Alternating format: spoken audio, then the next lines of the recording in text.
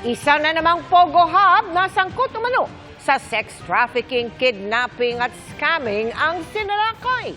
Sa pagkakataong ito, sa Porac sa Pampanga. Tila nakatunog pa sila kaya sinubukang itakas ang mahigit 200 Pilipino at dayuhang empleyado pero naharang din. Kabilang sa mga iniimbestigahan, paano muling nakapag-operate ang Pogo na dati ng sinalakay at ngayon merong high-level security. Mula po sa Porac, nakatutok live si Salima Resta. Exclusive, Salima.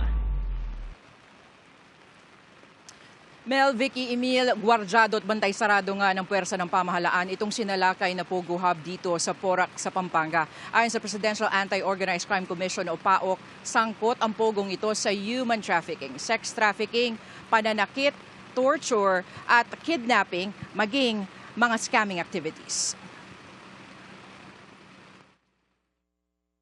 Dami yun, no?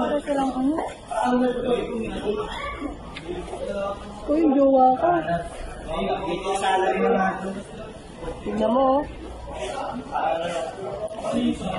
Takbo!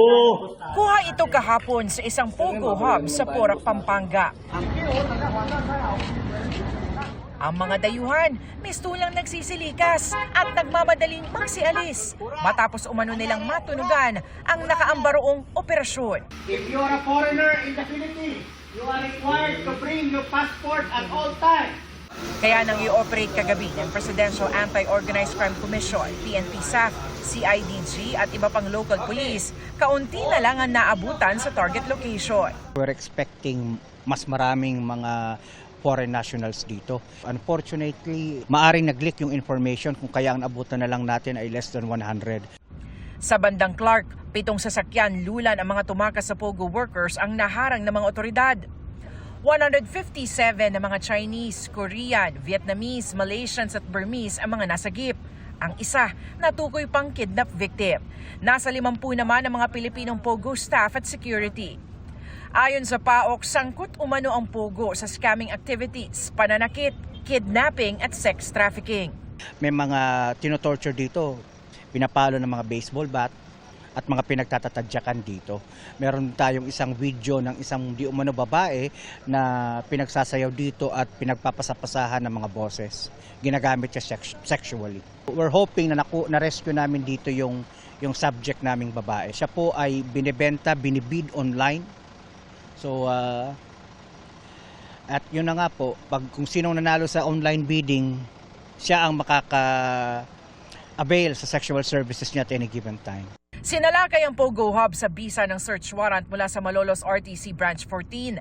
Nasa 10 hektarya ang compound. 46 ang gusali na tig-3 palapag, kabilang na mga villa. Mistula itong high-level security facility dahil may razor wire sa mga pader at sandamakmak ang mga CCTV. Ito po ay pinapatakbo ng Lucky South 99 sa kabila ng kawalan nila ng lisensya.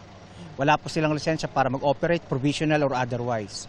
So nagtaka kami bakit sila nag-ooperate. Applying pa lang sila So bakit sila nag-ooperate?